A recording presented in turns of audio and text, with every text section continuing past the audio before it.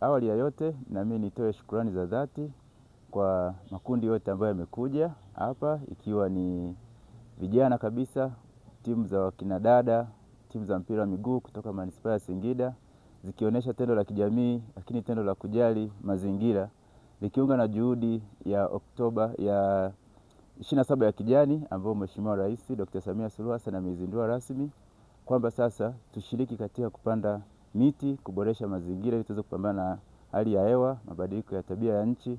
Lakini kiujumla katika eneo hili la hospitali ya manispaa ya Singida tunasema ni sehemu ya tiba, lakini pia ni sehemu ya kinga.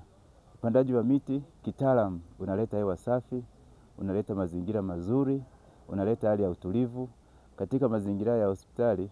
Maanake kupitia matunda ambayo yatapatikana kupitia miti ambayo imepandwa, kupitia vivuli, kupitia hewa safi, kupitia mandhari mazuri, yanasaidia sana katika kuimarisha afya ya sisi ambao tunakaa hapa, mtu yote ambaye amekuja hapa, lakini pia na wagonjwa ambao tunakuwa tunahudumia hapa katika hospitali ya manispaa ya Singida.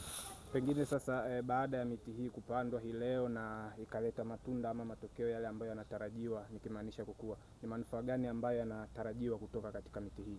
Hii miti ni aina tofauti tofauti, na sasa hivi tunasisitiza zaidi tupande miti ambayo ina faida nyingi, kwa maana kwamba ina faida ya vivuli, lakini hapo ina faida ya matunda. Kwa hiyo kuna faida kwanza ya afua ya lishe ambayo tumekuwa tukitekeleza katika hospitali yetu ya manispaa ya Singida. Baada ya muda mchache tutaanza kuwa na matunda, tutaanza kuwa na mboga mboga mbalimbali, lakini tutakuwa kuwa na vivuli. Kwa hiyo baada ya muda fulani tutakuja kuwa na mazingira ambayo kwa manispaa ya Singida hapa hospitalini tutakuwa na matunda, tutakuwa na vivuli, tutakuwa na maeneo ya kupumzikia wagonjwa, lakini na ndugu wa wagonjwa. Lakini hii miti pia inasaidia kupambana na mabadiliko ya hali ya hewa.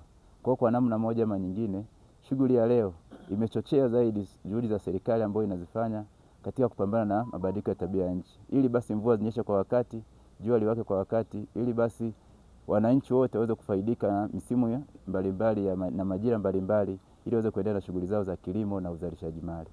Pengine sasa wito wako ni upi kwa wakazi wa mkoa wa Singida? Kama Mheshimiwa Rais alivyotuelekeza alivyokuwa anazindua 27 ya kijani, ni kwamba zoezi hili lisiwe la matukio, zoezi hili liwe endelevu. Kwa hata sisi kama hospitali ya manispaa ya Singida tunashukuru kwa ujio, lakini tutakuwa ni zoezi endelevu. Tutaendelea kupanda miti mbalimbali, tutaendelea kuwashirikisha wataalamu mbalimbali waweze kutupa miti gani mizuri ya kufaa sehemu gani, ili basi baada ya muda fulani tuwe na hospitali ya manispaa ya Singida ya kijani. Nikushukuru sana na nikuache sasa uendelee kupanda mti wako ambao tayari